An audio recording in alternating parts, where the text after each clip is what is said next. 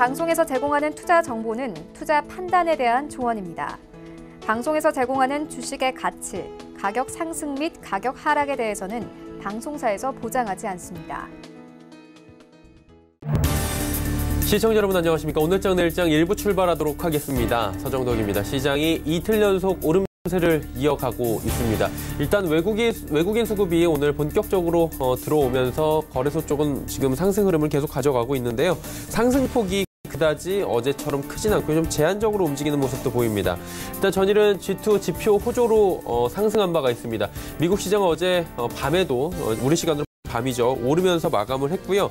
중국 증시 역시 어제 급등 이후에 지수 반등 없이 오늘도 지금도 상승 흐름 가져가면서 우리 시장에도 조금의 훈풍을 불어넣어주고 있는 모습입니다. 전해드렸다시피 거래소 쪽은 지금 외국인의 수급이 들어오고 있는 상황인데 운송장비 업종 제외하면 전체적으로 오르는 모습이고요. 금융주들이 특히나 최근 시장에서 많이 오르고 있는 모습입니다. 코스닥이 조금은 다른 모습인데 그래도 어제보다는 좀 나아졌네요. 시총 상위주들이 조금 더 움직이는 모습이고요. 인보사 사태 이후로 어제는 제약바이오주들에 대한 경계성 매물들이 출회가 됐었는데 오늘은 전체적으로 그래도 올라가는 모습이고요. 인보사 사태로 코오롱 그룹주들은 그래도 오늘 역시 급락을 피하지 못하고 있는 상황입니다. 전체적으로 코오롱 제약주 제외하면 전체적으로 투심 개선은 조금은 된 모습인데 일단 전체적으로 투심이 조금씩 돌고 있고 지수가 올라오고 있고 외국인 수급이 들어오고 있긴 하지만 아래 공포 결국에는 경기 둔화라는 측면에서는 크게 벗어나진 못했습니다. 잦아들었다라고 지금 표현이 되고 있는 모습인데 여전히 남아있는 시장에서 이 경기 둔화 측면을 어떻게 봐야 할지 그리고 지표는 개선되고 있다고 하는데 이 부분들이 우리 시장이 구체적으로 어떤 모습으로 반영이 될지 그리고 1분기 실적은 지금 어떻게 바라봐야 할지 오늘장 내일장 1부에서 정리하도록 하겠습니다. 헤드라인 뉴스부터 전해드립니다. 소비자 물가가 올 들어 석 달 연속 0%대 상승에 그쳤습니다. 통계청이 오늘 발표한 소비자 물가 동향 자료를 보면 3월 소비자 물가 지수는 1년 전보다 0.4% 오르는 데 그쳤습니다. 이로써 소비자 물가는 전년 동월 대비 올해 1월 0.8%, 2월에는 0.5% 오른 뒤 석 달째 0%대 상승률을 이어갔습니다. 소비자 물가가 0.4% 상승한 것은 지난 2016년 7월 0.4% 오른 뒤 2년 8개월 만에 최저치입니다. 지난해 국가부채가 연금 충당 부채와 국채 발행 등의 영향으로 사상점 1,700조 원에 육박했습니다. 정부 재무제표 결산 결과 지난해 국가부채는 1,682조 7천억 원, 국가자산은 2,123조 7천억 원으로 집계됐습니다. 지난해 국가부채 증가 규모는 126조 9천억 원으로 공무원과 군인연금 등 연금 충당 부채가 94조 1천억 원으로 증가했고 국공채 발행 잔액이 21조 7천억 원으로 늘었습니다. 미국과 중국이 내일부터 워싱턴에서 양국 장관급 대표가 참석한 가운데 9차 무역 협상을 이어갈 예정입니다. 이번 협상에는 지난주 베이징에서 열린 8차 협상 때와 마찬가지로 중국 류허 부총리와 미국의 스티븐 무누신 재무장관, 로버트 라이트하이저 무역대표부 대표 등이 참석하게 됩니다. 영국 하원이 현지 시각으로 1일 영국의 유럽연합 탈퇴, 즉 브렉시트 계획과 관련해 4개 대안을 놓고 의향투표를 실시했지만 모두 과반의 지지를 얻지 못했습니다.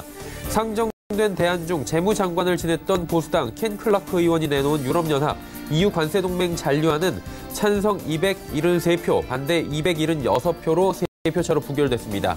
이 안은 영국이 영구적이고 포괄적인 EU 관세동맹 잔류를 추구하도록 하는 내용입니다. 국내 증시 흐름 이어갑니다.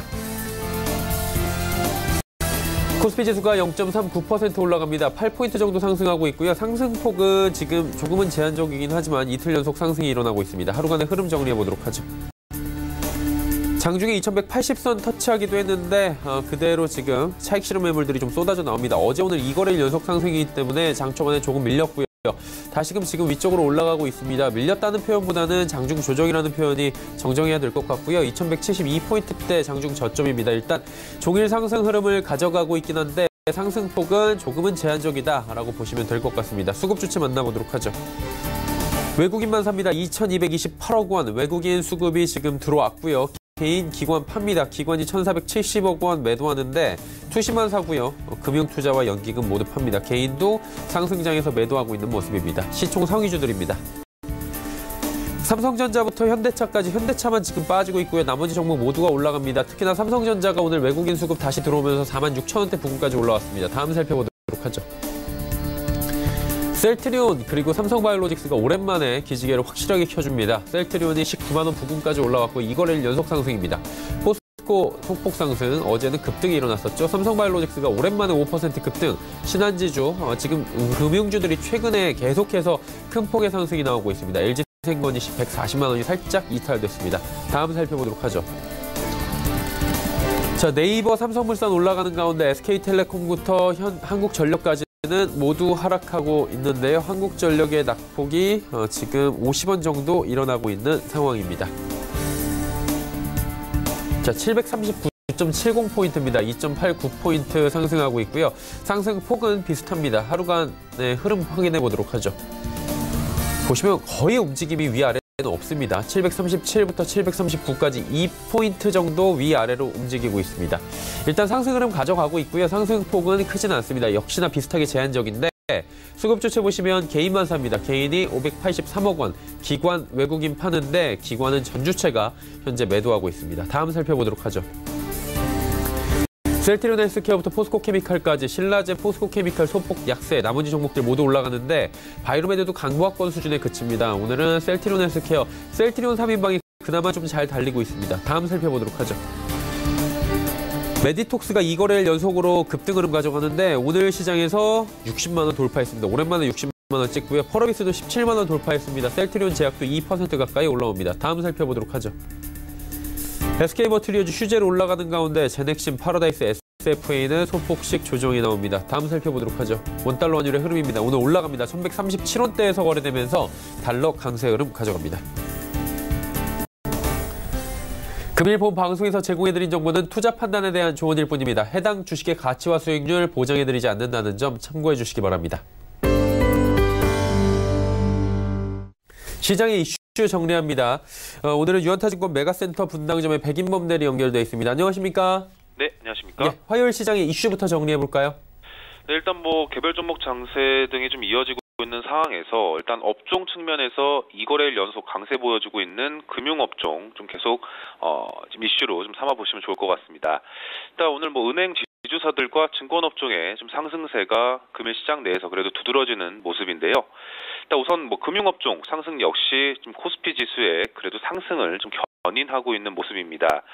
우선 은행업종 먼저 보자면 각국의 경기 부양 기대감 등과 그리고 경기 개선 기대감 등이 다시 살아나면서 장기금리 반등이 이제 이루어지면서 일단 은행 수익성이 좀 향상될 가능성이 부각된 점, 또 그리고 최근 달러 대비 원화 강세 국면으로 접어들 가능성 등이 다시금 부각이 되면서 일단 은행주에 대해서 우호적인 환경이 조성되고 있다라는 점을 좀 배경으로 꼽아볼 수가 있을 것 같고요. 수급적인 측면에서도 그간 비워졌던 외국인 수급 역시도 최근 들어서 재유입되고 있는 모습, 그리고 또 거기에 배당주에 따른 메리트 등이 부각되고 있는 점 등도 최근 상승 배경으로 꼽혀지고 있는 모습입니다. 그리고 증권업종 같은 경우에도 1분기 수익성 개선 전망이라던가 정부의 제2벤처분 등과 관련해서 이러한 자금이 집중되는 사업 영역에 일부 증권사들이 참여할 기회가 확대되고 있다라는 점에서도 증권사들의 이런 주가 상승 요인으로 금일 시장 내에서 좀 작용하고 있는 모습 관찰이 되고 있는 모습이고요. 일단 그렇다면 금융업종 내에서 일단 어떤 종목을 추가적으로 봐야겠느냐라고 가정했을 때는 향후 M&A를 시도할 가능성이 있고, 그리고 배당 성향의 상향이 추가적으로 기대될 수 있고, 그리고 또 외국인 지분율이 꾸준히 상승하고 있는 종목들 가운데에서 하나금융지주와 우리금융지주에 있어서 좀 관심 가져보시면 좋겠다 말씀드리겠습니다. 금융주에 대해서 말씀을 또 해주셨는데 이 외에도 이슈가 있는데 사실 지금 시장에서 어제부터 큰 이슈는 인보사 사태 아니겠습니까? 관련해서 좀 여쭤볼까요? 네, 아무래도 어제와 오늘까지도 언론 보도상이라든가 시장 내에서 계속 좀 화두가 되고 있는 상황이긴 합니다. 일단 주말간 인보사 관련 판매 중단 소식이 지난 거래일만 보더라도 장 시작 전에 좀 우려감을 자아내긴 했지만 결론적으로는 오늘까지도 개별 종목 이슈로 작용하고 있는 모습인데요. 일단 다시 한번 언급을 드리는 이유는 아무래도 시장에서는 이를 개별 종목 이슈로 보는 모습이고, 그리고 제약바이오 업종 영향은 미미한 모습이긴 합니다. 하지만 일단 이런 인보사 관련 사태가 제약바이오 업종 내 다른 종목들로의 이런 반사 수혜가 기대될 수가 있다라는 점에서는 일단 기존 보유자 같은 경우에는 안타까운 일이긴 하지만 일단 현재 시점에서는 다른 종목들의 이런 반사 수혜가 기대될 수 있는 이슈로 작용할 수가 있기 때문에 다시 한번 언급을 좀 드리고 있고요. 일단 우선 저점 매수에 나설지를 고민하고 있는 시청자님들께서는 일단 코오롱 관련 주들에 있어서는 좀 기술적 반등이 혹여 내일 나오더라도 아쉬워하지 말고 다른 종목으로 좀 편하게 투자하는 방법으로 고민해 보시는 게 좋겠다 말씀드리겠습니다. 일단 아직 인보사 관련 결과가 나온 것도 아니고 일단 이번 판매 중단이라든가 미국 임상 중단 이슈가 향후 어떻게 흘러갈지는 모를 상황이긴 하지만 일단 과거 사례 등을 봤을 때 이렇게 한번 노이즈가 크게 난 종목 같은 경우에는 상승 모멘텀 역시 좀 이전과는 다르게 제한적인 모습이 많이 관찰되었습니다. 그렇기 때문에 인보사 관련, 코오롱 관련주들에 대한 매매 접근보다는 일단 인보사 관련 투자 자금들이 이탈을 하면서 대안 종목으로서 쏠릴 수 있는 그런 상황이 좀 오늘까지도 이어지고 있는 모습이기 때문에 일단 바이오 업종 내 다른 종목으로의 수급 유입이 이루어지고 있는 것을 계속적으로 관찰해 보시면 좋을 것 같고요. 일단 오후 들어서 소폭 밀리고 있긴 하지만 ABL 바이오 같은 경우에도 이러한 수급적 영향 등과 더불어서 최근 주가 좀 좋아졌던 모습과 더불어서 일단 이런 ABL 바이오 같은 다른 업종 내 종목들이 부각되고 있는 것을 계속 관찰해 보셔야 되겠다. 그리고 코오롱 관련주들은 일단 오늘까지 이틀 연속 급락이 나왔다 하더라도 섣부른 저점 매수보다는 다른 종목으로서의 편안한 투자 방안을 고민하시는 게 좋겠다 말씀드리겠습니다. 네. 전반적으로 봤을 때 시장의 전략들은 지금 사실 어떻게 가져가는 게 좋을지 어려운 시장 같습니다. 어떤 방향성이 좀 맞을까요, 그래도? 네, 우선 최근 시장 좀 극단적인 모습이긴 합니다. 반등이 이어지고 있는 업종도 있기는 하지만 극단적으로 봤을 때 신고가를 내는 종목은 신고가를 계속 나오는 모습, 그리고 하방 지지를 다지면서 다시금 올라갈 수 있는 종목, 이렇게 좀 차별화되는 모습이긴 한데요. 일단 그런 관점에서 봤을 때 조선업종 일단 관심 가져보시면 좋지 않을까라고 생각은 하고 있습니다. 일단 현대중공업의 대우조선해양 인수 이슈 이후로 일단 조선업종 주가들이 많이 다운사이즈가 된 상황이긴 한데요. 일단 올해 수주 환경 등과 더불어서 일단 재반 환경 역시 긍정적인 상황에서 언제든 저점 매수에 나설 수 있는 그런 주가 수준이기 때문에 일단 조선업종에 있어서 관심을 가져보시면 좋을 것 같습니다. 일단 왜 조선업종 관심을 가져봐야겠느냐라고 가정했을 때 논리를 하나 더 추가적으로 말씀을 드리고 싶은데요. 일단 미국과 중국의 무역 협상 이슈입니다. 일단 미국과 중국의 무역 협상 타결 여부를 떠나서 일단 분위기 자체는 종전보다 좀 부드러워졌던 점 등은 이런 또 다른 부분에서의 투자 아이디어 떠올릴 수가 있을 것 같은데요. 여러 요인은 있겠지만 미중 간의 이런 무역 분쟁은 무역 수지 문제 역시도 그 요인 중에 하나입니다. 일단 간단히는 미국은 수입 축소를 원하고 중국은 수입 확대를 해야지 어떻게 보면 양국의 이해관계가 맞아떨어질 수가 있을 것 같은데요. 일단 미국의 수입 축소 여부를 떠나서 중국의 수입 확대와 관련돼서 일단 양국이 좀 그래도 동의할 수 있는 부분은 에너지 자원이지 않을까라고 생각을 하고 있습니다. 일단 에너지 자원 내에서도 가스 자원에 대한 일단 미국과 중국의 이런 이해관계가 좀 맞아떨어질 수도 있다라는 점에 좀 주목을 하시면 좋을 것 같은데요. 일단 중국은 가스 수요가 증가하고 있고 미국 같은 경우에는 셰일가스 개발 등을 통해서 가스 자원이 상대적으로 풍족한 상황이다라는 점에 주목을 하고 있습니다. 그렇다면 LNG 교역량 증가가 일단 미중 간에 큰 폭으로 증가할 수 있는 여지는 있다라고 보여지고 있고요. 그렇다면 직접적인 혜택으로 바로 이어진 것은 아니지만 이런 LNG선 교역량 증가에 따른 LNG선 수요 증가 역시 좀 장기적으로 기대해 볼 수 있다라는 점에서 조선업종에 대한 관심이 필요한 시점이다라고 생각을 하고 있습니다. LNG선 관련 경쟁력이 있는 국내 빅3 종목, 현대중공업, 삼성중공업, 대우조선해양 등 이 빅3 조선 종목에 있어서는 계속적으로 저점 매수를 타진할 수 있는 업종으로 관심 두시는 전략으로 일단 내일 시장 전략에 참고해보자는 의견 드리겠습니다. 조선업종에 대해서 여러 가지 글로벌 시황을 봐도 그렇고 지금 주목하면 좋을 시점이다라고 말씀을 해주셨습니다. 오늘 말씀 여기까지 듣겠습니다. 고맙습니다. 네, 감사합니다. 유한타증권 메가센터 분당점의 백인범 대리와 함께했고요. 이슈 칼럼 바로 이어갑니다.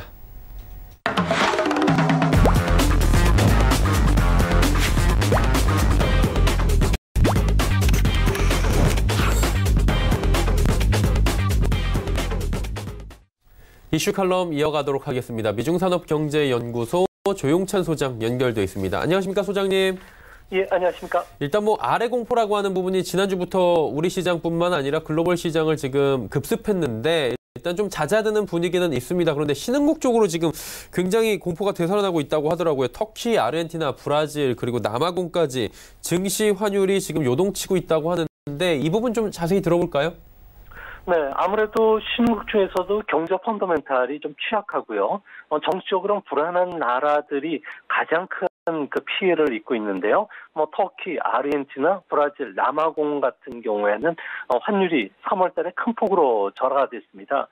그 중에서도 터키 리러화 같은 경우에는 지난해 8월에 터키 쇼크가 발생한 이후에 가장 큰 폭인 3월 한 달간 무려 6.5%나 절하됐고요. 아무래도 터키 같은 경우에는 작년 3분기부터 성장률이 마이너스로 돌아섰고요. 이 때문에 JP 모건 체이스 같은 경우에는 리러화의 그 매도 보고서까지 나왔습니다. 이 때문에 외환 보유액이 한 달 사이에 무려 30%나 급락을 했는데요. 감소했는데요. 리러화 같은 경우에는 올해 들어와서 8% 급락을 했고 또 이스탄불 백지수 같은 경우에는 2주간 무려 12%나 급락을 했습니다. 이뿐만 아니라 아르헨티나 같은 경우에는 3분기 연속 마이너스 성장을 하면서 달러 대비 페소 환율 같은 경우에도 사상 최저치까지 떨어졌고요. 브라질 남아공은 경제가 플러스 성장을 계속 유지했지만 아무래도 정적 불안이 주가라든지 환율에 악재로 작용했는데요. 브라질은 전 대통령의 구속에 이어서 연금 개혁에 실망한 투자가들의 그 향후 경제에 대한 불확실성을 높였던 것으로 보여지고요. 남아공 같은 경우에도 5월 8일 날 하원 선거를 앞두고 있는데 여당 지지율이 저조한 게 투자 심리에 그 악재로 작용한 것으로 보여집니다. 작년에 지금 터키에서 8월경에 그 위기가 한번 와서 환율이 요동을 친 적이 있었는데 그런 경우는 다시 오지 않을까요? 네, 지금 현재 그 작년 8월 달에 리러화 폭락의 주요 요인 중에 하나는 미국 그 금리 인상에 따른 그 달러 강세였는데요. 이 문제는 이제 미국이 금리 인상을 중단하면서 어느 정도 진정이 됐지만 나머지 문제죠. 취약한 경제 펀더멘탈이라든지 에르도안 대통령의 금융 정책에 대한 개입 문제 그리고 대미 관계 악화는 여전히 해소시키지는 못하고 있기 때문에 그렇습니다. 이 때문에 리러 방어를 위해서 3월 달에 시장 개입에 들어오면서 외환 보유액이 현재는 247억 달러까지 떨어졌고요. 시중은행이 갖고 있는 외환까지 모두 합쳐도 714억 달러에 불과하다는 겁니다. 안전 기준에는 한참 못 미치는 수준인데요. 이로 인해서 외환 보유액 대비 단기 외채 비율은 무려 140%까지 상승을 했고요. 명목 GDP 대비 외화 부채 비율도 지금 급등한 상태입니다. 이제 앞으로 리러가 계속 폭락한다면은 부실 기업의 채무 상환 불이행 문제뿐만 아니라 도산이 계속 일어나기 때문에 올해 말에는 은행 업종의 자기 자본 비율이 무려 15.8%, 5%까지 떨어지고요. 부실 채권 비율도 6%까지 올라갈 것으로 보여지기 때문에 현재 2년물 국채 수익률 같은 경우는 20%를 넘고요. CDS 프리미엄도 450bp까지 치솟았기 때문에 앞으로 그 리러화 문제가 펀더멘탈뿐만 아니라 정치적으로 불확실한 신흥국 쪽에 자금 이탈이라든지 통화 약세 쪽으로 움직일 가능성이 크지 않을까 보여집니다. 다행히 인도나 중국, 베트남 같은 경우에는 경기 부양이 또 적극적이고요. 경상 수준은 흑자, 그리고 안정된 물가, 그리고 MSCI 신흥국 지수에서 편입 비중이 계속 확대되고 있기 때문에 자본 유입이 기대된다는 점에서는 신흥국 안에서도 양극화되는 이런 그 주가 흐름뿐만 아니라 환율 흐름이 나타날 가능성이 크다는 점은 항상 투자하실 때 유념하실 필요가 있지 않나 생각이 됩니다. 근데 이제 투자 측면에서 바라볼 때 많이 빠졌을 때 들어가는 어쨌든 위기는 기회다라는 말이 있잖아요. 작년에 리러와 폭락 때도 이런 이야기를 비슷하게 드린 적이 있었는데 안정적인 측면에선 별로였다라고 하는데 어떻습니까? 지금처럼 가치가 급락한 신흥국 자산에 투자하는 건 어떻게 보십니까? 네, 리러뿐만 아니라 그 경제 펀더멘털이 취약한 나라의 그 환율이 어디서 멈출지만 안다면은 정기 예금에 투자하더라도 꽤 높은 수익률을 올릴 수가 있는데요. 터키만 하더라도 1년물 금리가 17%니까 아무래도 장점이 많은 나라입니다. 하지만 단점도 있는데요. 터키 물가가 매년 20% 좀 올라가게 되고요. 나머지 나라들이 경제 펀더멘털에 취약한 나라들이 대부분 공통적으로 인플레이션을 겪고 있다는 겁니다. 이렇게 되면은 상대적 구매력 평가에서는 계속 환율이 하락 압력을 받을 수가 있기 때문에 높은 수준의 고정 이자를 주더라도 투자 시에는 오히려 손해가 일어날 가능성이 크다는 겁니다. 명목금리라든지 환율 저렴한 보고서 싸다고 들어가시는 거는 아무래도 투자의 실패 확률이 상당히 높기 때문에 그런데요. 일반적으로 터키와 같은 고금리 통화는 인플레이션이 높기 때문에 인플레이션보다 금리가 높을 때에 투자하시는 게 가장 높은 수익률을 거둘 수가 있고요. 단 신용도가 높은 국제금융기관이 발행하는 중기 채권에 투자하는 자세가 아무래도 편하고요. 여기에 그 국제투자은행들 같은 경우는 환해지를 한다는 측면에서는 이를 확인하시고 투자하는 보수적인 기법이 더 바람직하지 않을까 보입니다. 그리고 이제 개인 투자자 입장에서 봤을 때 아시아 시장 중에서 가장 그래도 매력적이고 안전한 투자처가 있을까요? 네, 아시아 시장에서 채권 시장 단일 규모로 제일 큰 나라는 일본입니다. 10조 달러 정도 시가총액을 갖고 있고요. 그 다음에 이제 일본은 제한 아시아 시장 같은 경우는 13조 달러 정도가 됩니다. 작년만 하더라도 미중 무역 전쟁, 미국의 금리 인상으로 인해서 아시아 신흥국에 대한 그 채권 투자를 권장하지는 않았는데요. 다행히 올해 들어와서는 미 연준이 비둘기파적인 금융 정책 자세로 돌아섰고요. ECB 같은 경우에도 금리 인상을 서두르지 않을 것이라고 밝힘에 따라서 선진국 통화는 앞으로 강세로 전개되기는 상당히 어려운 상황입니다. 이 때문에 최근 아시아 채권 시장이 안정성을 갖춘 나라를 중심으로 해서는 계속 자금들이 좀 유입되고 있는 그런 모습인데요. 인도네시아 같은 경우에는 금융시장이 안정이 됐고 물가도 안정이 되다 보니까 2월 달에 금리 인하를 단행했고요. 필리핀이라든지 인도도 금리 인하를 지금 준비를 하고 있기 때문에 금리 인하는 채권 가격 상승으로 이어질 수가 있기 때문에 시장에서 당연히 주목을 받을 수밖에 없을 거로 보여집니다. 특히 올해는 아시아 국가들이 선거가 집중된 해인데요. 인도네시아는 4월, 또 인도는 5월에 총선이 치러지는데요. 하지만 경제 펀더멘털이 좋은 나라들 같은 경우에는 집권당이 또 무난히 승리할 것으로 보여지고 있고요. 또 중국도 경기 부양책에 의해서 제조업이나 자본재 그리고 부동산 회사들의 최근 들어서 회사채 발행도 순조롭다는 점에서는 많은 해외 자금들이 펀더멘털이 좋은 나라를 중심으로 해서는 계속적인 자금 유입이 있다는 측면에서 우리나라 증시에서도 한 가지 호재가 되지 않을까 보십니다. 네. 그리고 이제 경제 지표가 세계 각국에서 속속 발표가 되고 있고요. 발표될 예정에 있습니다. 경기는 지금 침체되고 있다라고 지표로 나오고 있다고 하는데 그렇다면 이제 지표가 나오고 나서 생각해 볼 문제겠지만 언제쯤 경기가 회복될지 이 부분도 좀 알 수 있습니까? 아무래도 세계 경기를 볼 때는 가장 선행 지표로 삼는 게 OECD 경기 선행지수입니다. 이 지수를 보면은 세계 경기는 2017년 11월을 피크를 기록한 뒤 계속 하락을 했는데요. OECD에 따르면은 2000년 이후에 경기 순환은 6번 찾아왔고요. 완전히 바닥에서 정점까지 한 바퀴 다 도는 데는 평균 35개월이 걸렸다고 합니다. 현재 제로라는 기준선을 깨고서 바닥까지 가는 경기 하락 기간이 평균 9개월이었고요. 바닥에서 기준선까지 올라가는 경기 회복 기간은 평균 한 8개월 정도가 걸렸습니다. 세계 경기가 2018년 5월에 기준선을 깨고 마이너스에 들어가는 경기 하락이 시작이 됐는데요. 경기 선행지수만 놓고 평균적인 기간을 산출해 보면은 올해 2월을 전후해서는 경기가 바닥을 쳤을 가능성이 확률이 상당히 높습니다.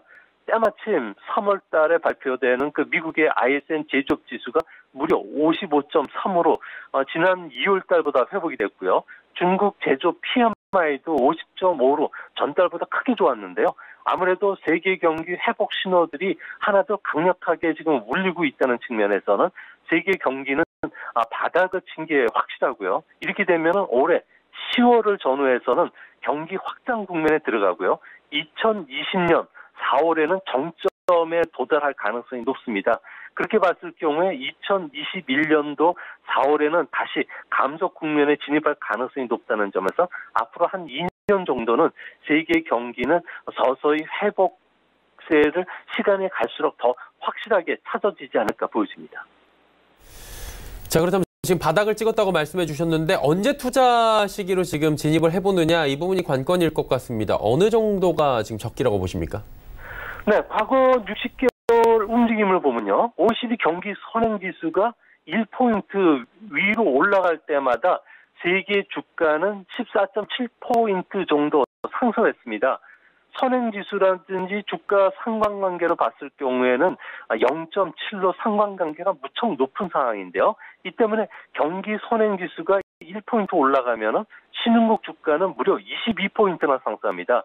미국 주가가 12포인트 정도 올라가는 것에 비해서는 아무래도 경기 회복 초기에는 신흥국 증시가 선진국보다 유난히 투자 매력이 높다는 게 수치상으로 분명히 보여지는데요. 경기 순환 국면별로 주가 상승률을 보면은 경기 회복이 일어나기 전에 경기 수축 국면 한 9개월 정도 되는데요. 이때는 주가가 무려 13.5% 정도 하락합니다. 하지만 8개월간의 경기 회복 국면, 지금이 그 경기 회복 국면으로 저는 보고 있는데요. 이렇게 되면은 12.1% 주가가 상승합니다. 더 큰 거는 경기가 정점까지 가는 경기 확장기 6개월 가는 무려 12.4% 정도. 그러니까 경기 회복이라는 모멘텀이 강해질 때마다 공격적인 투자 자세를 가져가는 게 상당히 옳은 판단으로 보여집니다. 다만 경기가 정점에서 기준까지 내려가는 경기 후퇴기는 한 12개월 정도 되는데요. 주가 상승률은 11.3% 정도 됩니다. 이때 경기가 후퇴하는데도 왜 주가가 올라가는 거 하니 분석을 해보면은 아무래도 경기 민감지에서 방어주로 이동하고요. 배당이라든지 현금 흐름이 좋은 종목들이 주가 상승을 이끌기 때문에 그렇습니다. 과거 주가 순환 패턴이라든지 주가 변동폭을 보면은 지금이 주식시장과 관련해서는 장기적인 그 투자, 바이 앤 홀드 작전이 필요하고요. 또 그런 측면에서 봤을 경우에 다른 신흥국보다도 우리나라, 대만, 인도, 중국, 베트남 같은 경우에는 아무래도 더 큰 투자 수익률을 줄 수 있다는 점에서는 앞으로 세계 경기가 바닥을 치고 분명히 회복 신호가 뚜렷해질수록 신흥국 주가도 앞으로 상당 기간은 더 올라갈 가능성이 있지 않나 이렇게 보여집니다. 네, 오늘 말씀은 여기까지 듣겠습니다. 고맙습니다. 예, 감사합니다. 미중산업경제연구소 조용찬 소장과 함께했습니다.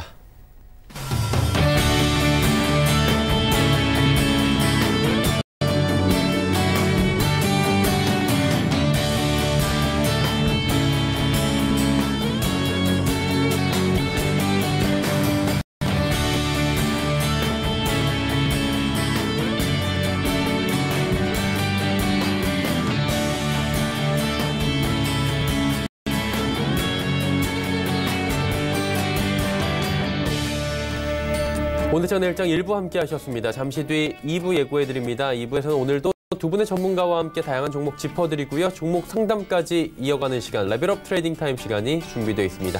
2부에서 뵙겠습니다. 고맙습니다.